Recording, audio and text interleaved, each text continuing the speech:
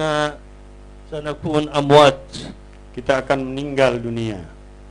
لا شك في ذلك، ومن المستحيل أن لا تكون ميت. إنك ميت وأنهم ميتون. هذا كلام الله. Dan mustahil محمد بن عبد الله. Dan mustahil kita akan lepas dari kematian, karena Rasulullah SAW Allah katakan innaka mayyitun wa innahum mayyitun, sungguh engkau akan mati wahai Muhammad, dan sungguh mereka pun akan mati. عندما تدفن في قبرك أيها المؤمن أيها المسلم، ما هو الذي ينير القبر حقك يضيء القبر حقك؟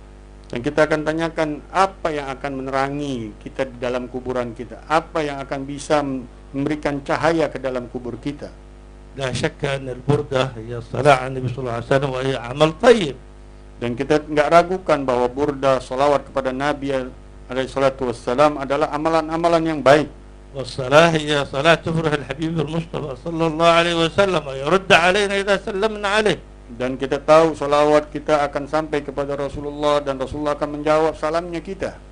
ولكن هناك حفرة تنتظرنا كلنا جميعا، فعلينا أن نعمل لها ما دمنا في هذه الدار.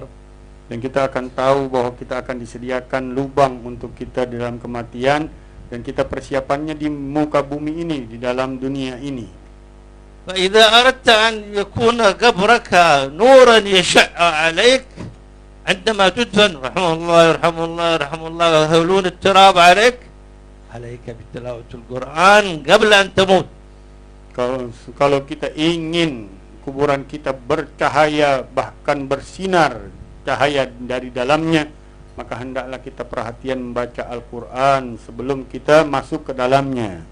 فإذا كفنوك ودفنوك أول ما يأتي القرآن والملائكة والملكان منكر ونكير يحاسبونك.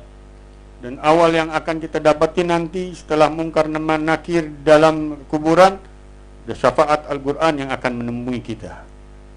فإن لم تكن من أهل القرآن وتتلو القرآن في الدنيا يا ويلك ويا قوتك من منكر ونكير. سيسألانك سؤال من أنت من دينك ما نبيك ما القرآن ما هي قبلتك وما إلى ذلك من الأسئلة، ولكنك القبر حقك مظلم. Kita akan dapatkan bahaya yang besar ketika kita dapati di dalam kubur kita Munkar Nakir, dan tidak ada cahaya Al-Quran sama sekali di dalam kubur kita. Kita akan banyak pertanyaan dari Munkar Nakir, dan gelap sekali kuburan kita. وإذا كنت تتلو القرآن في هذه الدنيا أول ما يأتي القرآن وعلى شكل إنسان. Dan kita tahu bahwa diriwayatkan bahwa Al-Quran nanti akan datang bercahaya dan membentuk seperti manusia. ويكون مشع لك بالنور والأنوار في القبر، يكون القبر ما شاء الله أنوار كله بالقرآن الكريم الذي كنت تتلوه في الدنيا. Dan kuburan itu menjadi terang benderang dengan cahaya yang kita baca dari Al-Quran tersebut. فتسأله بأبي وأمي من أنت تكون أيها الرجل. Dan kita bertanya nanti, siapa engkau demi ayah dan ibuku, siapa engkau ini? يقول لك أنا القرآن الذي كنت تتلوني في الدنيا آناء الليل وأطراف النهار. Dan dia akan menjawab bahwa aku adalah Quran yang engkau baca setiap hari dan malamnya. فإذا كنت تريد هذا الشيء عليك ما دمت في هذه الدار، عليك بتلاوة القرآن ولو شيئا يسيرا نصف جزء، وعليك حتى جزءا كاملا. Kalau kita mau mendapatkan hal seperti itu, hendaklah kita perhatian membaca Al-Quran walaupun satu juzuk atau setengah juzuk, kalau bisa satu juz sempurna. والمشكلة أن يكون الإنسان وصل عمره 40 عاما 60 عاما 50 عاما وليس له نصيب من القرآن، وليس له حتى ربع ساعة من قيام الليل ولو بعض الأوقات. Sedih sekali kalau orang sampai umurnya 40 tahun, 60 tahun nggak pernah baca Quran, nggak pernah bangun malam, nggak ada sedikit pun waktunya sedikit untuk bangun malam di waktu malamnya membaca Al-Quran. والله خلقنا في هذه الدنيا ليس لكي نأكل داقين ونسيقورين وإيكان دنيا، لا، خلقنا لكي نعمل. Kita nggak diciptakan oleh Allah Subhanahu wa taala untuk makan daging, ikan, nasi goreng. Kita diciptakan oleh Allah untuk beribadah, beramal. خلقنا الله لكي نعمل وقال وما خلقت الجن والإنس إلا إيه ليعبدون ما قال ليأكلون قال ليعبدون وما أريد منهم رزق وما أريد أن يطعمون. Allah katakan tidak kuciptakan jin dan manusia kecuali untuk beribadah, bukan untuk makan. Aku nggak perlu rizki dari mereka dan aku nggak perlu makan dari mereka. والصلاة التي نحن مهملون فيها كثيرا وخصوصا في الوضوء. Dan kita perhatian juga terutama tentang sholat, diantaranya juga perhatian besar terhadap wudu. ومن فينا مصيبة كبيرة الذي لا يسأل أهله عن الصلاة أبدا ما تجد سأل أهله عن الصلاة ولا أولاده ولا بناته أبدا. هل صليت؟ أبدا tidak ada. Dan celaka besar di antara kita yang duduk di sini nggak pernah nanyain keluarganya, anak istrinya, apakah udah sholat atau belum. Nggak ada sama sekali pertanyaan itu dilontarkannya kepada keluarganya.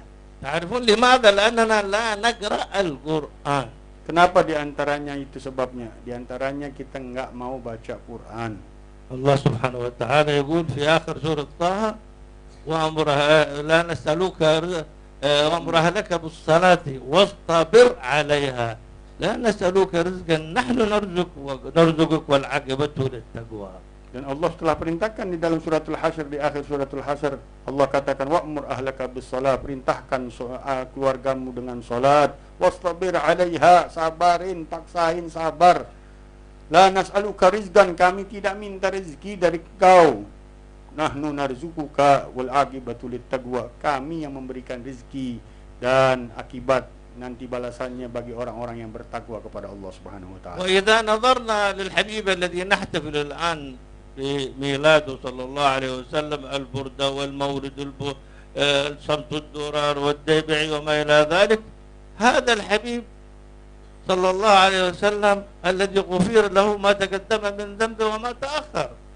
Dan kalau kita lihat bacaan-bacaan dari yang kita baca dari pujian-pujian kepada Rasulullah SAW, baik itu burda, simtud durar dan lain-lainnya dari maulid Sallallahu Alaihi Wasallam, ini untuk kekasih kita Nabi Muhammad Sallallahu Alaihi Wasallam pujiannya.